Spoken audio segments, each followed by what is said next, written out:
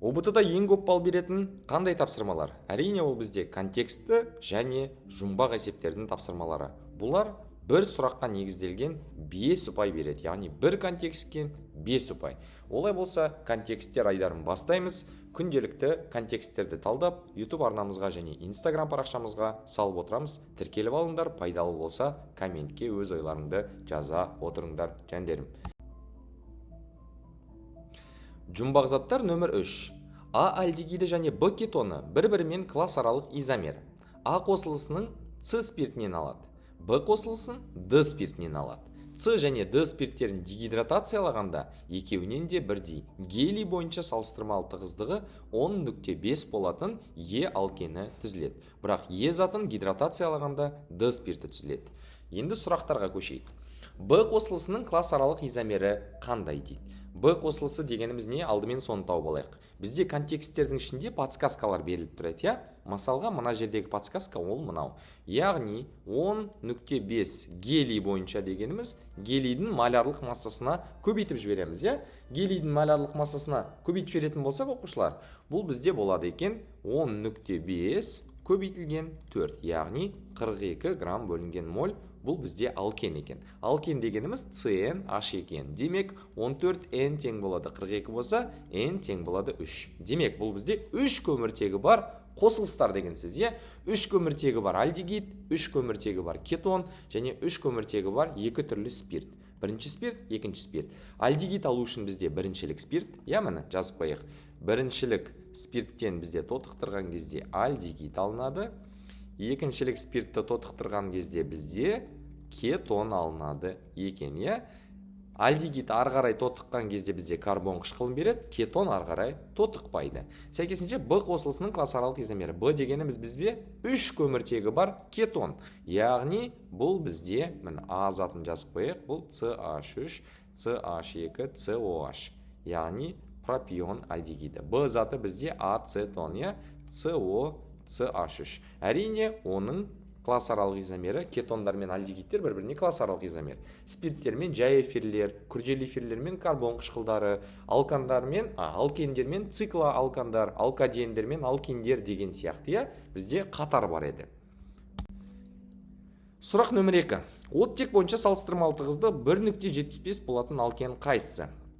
Дәл сондай, салыстырмалы тығыздық болған кезде оттек бойынша болса, оттекке көбейтеміз. Яғни 1.75 көбейтілген 32 дегеніміз 32 қосылған 24.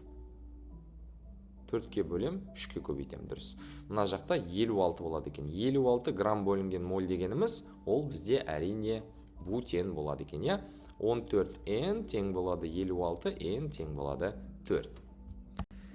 Сұрақ нөмір 3. Б қосылысына сутек қосып қыздырғанда түзілген органикалық зат әрекеттесетін қосылыс дейді. Енді ең алдымен Б затын тауып алған едік, я бағана? Бұл бізде ацетон еді. CH3, CO, CH3. Енді бұған алайықта давайте сутекті қосайық. Сутек не істейді? Мына қосып байланысты үзеді.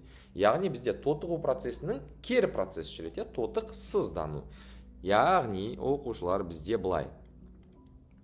Қос байланыс үзілді, мынаған бір сутек барды, және оттекке бір сутек барды. Сәйкесінше бізде пропанол 2 түзілді, я? Пропанол 2. Енді мына пропанол 2 төмендегілердің қайсысымен әрекеттеседі?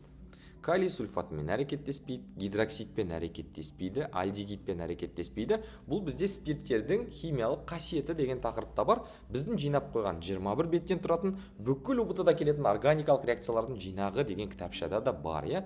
Бүкіл ұбт-да келетін 100% келетін органикалық реакциялардың жинағы бар. Әрине, бұл бізде калий металмен әрекеттесіп сутек газын ығыстырады.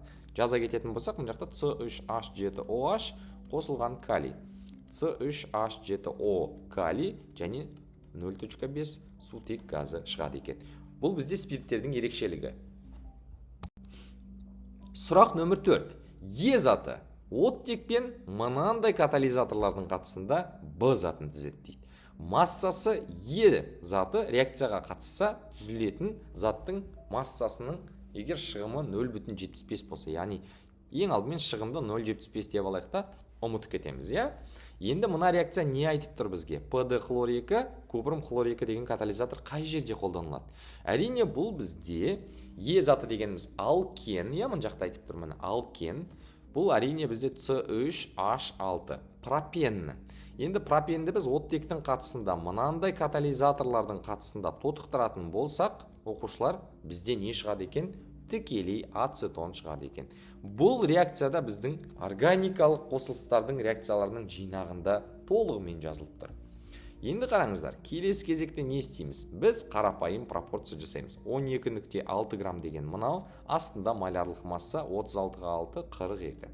Мынаның массасын тауып аламыз, астында малярлық массасын жазып қоямыз. Бұның малярлық массасы, оқушылар, бізде қанша болады екен? 15-ке 15-ті қосам 30, 30-ға 28-ді қоссам 58 болады екен, иә?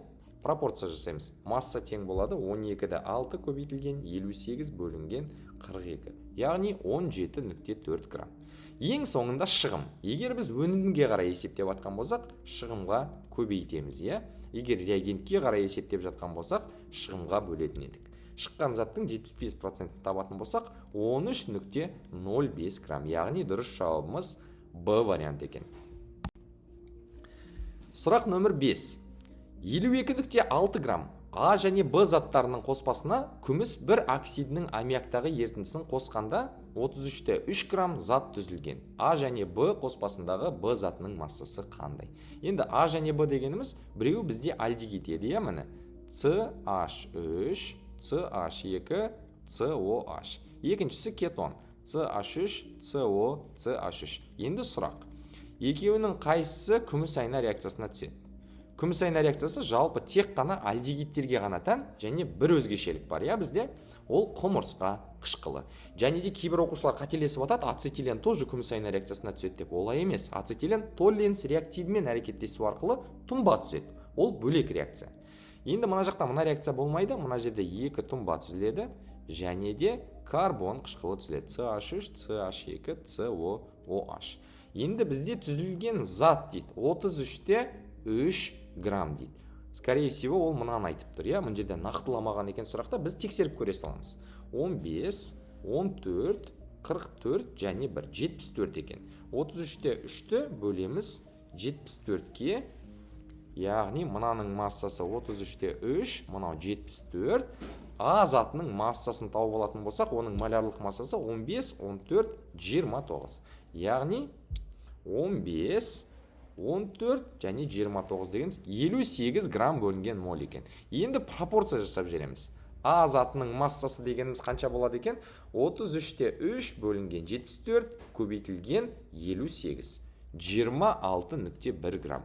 Егер толығымен қоспамыз бізде 52-де 6 болса, Б затының массасы әрине қоспаның массасынан А затының массасын азайтып тастаймыз. 52,6. Яғни жауабымыз 26,5 грамм екен. С жауабы. Оқушым, егер сізге осындай сұрақтар ұнаса, біздің парақшамыз пайдалы болса, Нұрс ағайымның парақшасына тіркеліп ал, бірге нағыз ұбт-ға дейін дайындалып, күшті нәтиже көрсететін боламыз. Нұрс ағай сіздермен бірге болған.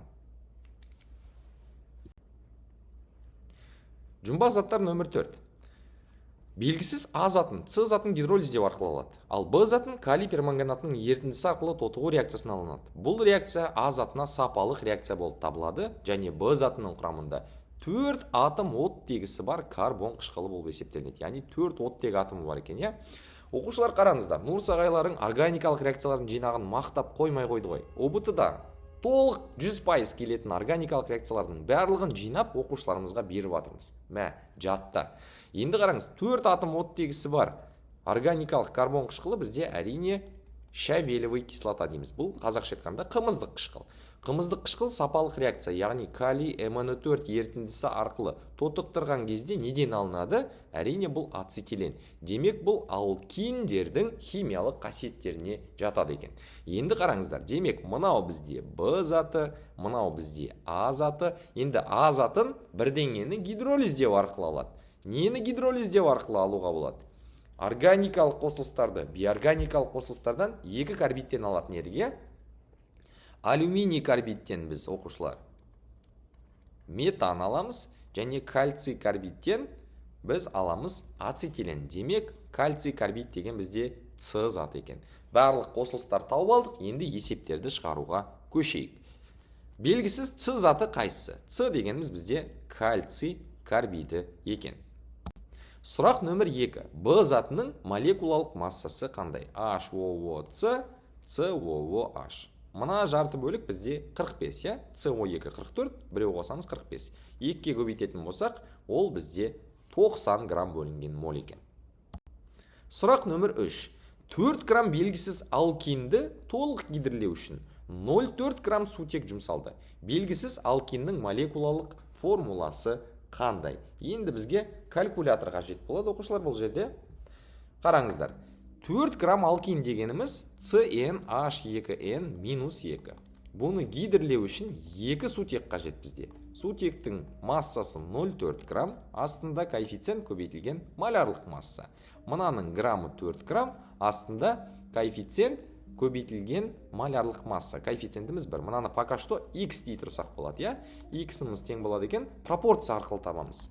Мына жерде 0,1, 4-ті 0,1-ге бөлсем 40 грамм бөлінген мол екен. Тең болады 14n-2. Мынау мың жаққа секірет, 42 тең болады 14n, n тең болады 3. Белгісіз алкин бізде пропин екен. Сұрақ нөмір 4. 11,2 литр белгісіз А затын калий перманганатымен толық тотықтырған кезде, міне, калий перманганатымен толық тотықтырған кезде бізде қымызды қышқыл шығады деп айтқан болатынбыз. Енді есепті тап дейді. Қышқылдың массасы.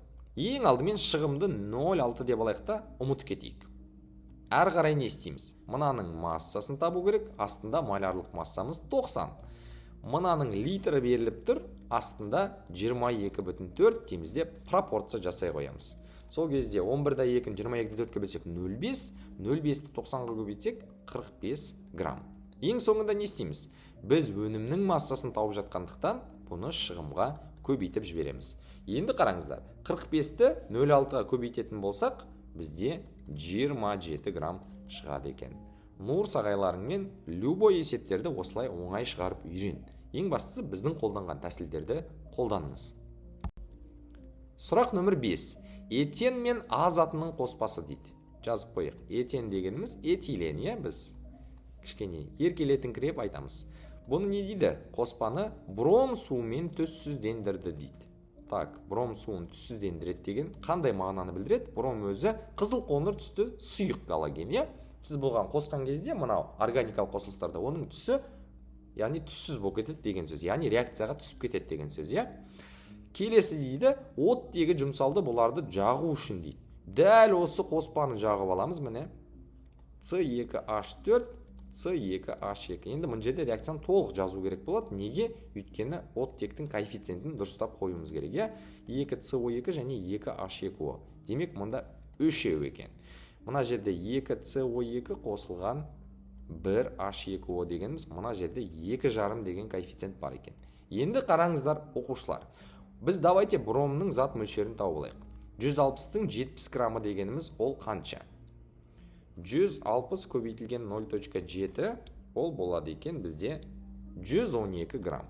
Енді зат мөлшерін табатын болсақ, бромның 160-қа бөліп тастаймыз 0,7 моль. 0,7 моль. Демек, мына екеуі бірге 0,7 моль. Ал мына екі оттек бірге 31-де 36 литр. 31-де 36 литр дегеніміз, оқушылар, бұл бізде 1,4 моль. 22-де 4-ке бөліп тастадық. 1,4 моль. Енді қараңыздар, ары қарай не істейміз? Бір коэффициент x болса, мына жақ бір коэффициент y болса, екі коэффициент 2y. Сәйкесінше мынау xy болса, мынау 3x, мынау 2,5y. Енді теңдеуімізді жазамыз. x қосылған 2y тең 0,7, 3x қосылған 2,5y тең 1,4. Сәйкесінше қазір мына теңдеудің шығарған кезде есебіміз шыға келеді. 3-ке көбейтіп жібереміз. 3x қосылған 6y тең 2,1. Екі теңдеуді бір-бірінен азайтамыз. Сол кезде не болады бізде? X-теріміз қысқарып кетеді екен. X-тер қысқарып кеткен кезде Y-теріміз қалады екен. 6-дан 2,5-ды азайтсам 3,5y тең болады. 2-де 1-ден 1.4 азайтсам 0.7. Y-іміз тең болады екен 0.2. Егер Y-іміз 0.2 болса, X-іміз қанша болады? Y-ті аламыз да мына жерге қойып жөнеміз. 2 көбейтілген 0.2 деген 0.4, 0.7-ден азайтатын болсаңыз 0.3. Бізден не сұрап тұр? А затының көлемдік үлесі. А дегеніміз X еді. Мынау 0.3, мынау 0.2. Демек, мынауымыз бізде 60%, мынауымыз бізде 40% екен, е? 0.3, міне, жазып көрсете салайын. 0.3 бөлінген 0.3 қосылған 0.2 көбейтілген 100%. Яғни 60% болады екен. Мына жақта дұрыс жауабы өкінішке қарай жазылмай қалыпты. Но ничего страшного. А заты деген ацетилен екен ғой. Ацетилен бізде 40% болады. Этилен дегеніміз бізде 60% болса, ацетилен дегеніміз 40% болады. Сіздермен болған Нұрсағай. Егер біздің жалпы түсіріп жатқан контентіміз, YouTube каналымыз, Instagram каналымыз сізге пайдалы болса, подписка жасап, достарыңызға да бөлісе отырыңыз. Нағыз ұбытыға бірге дайындалып, мощный нәтиже көрсетеміз. Сіздермен болған Нұрсағайларым.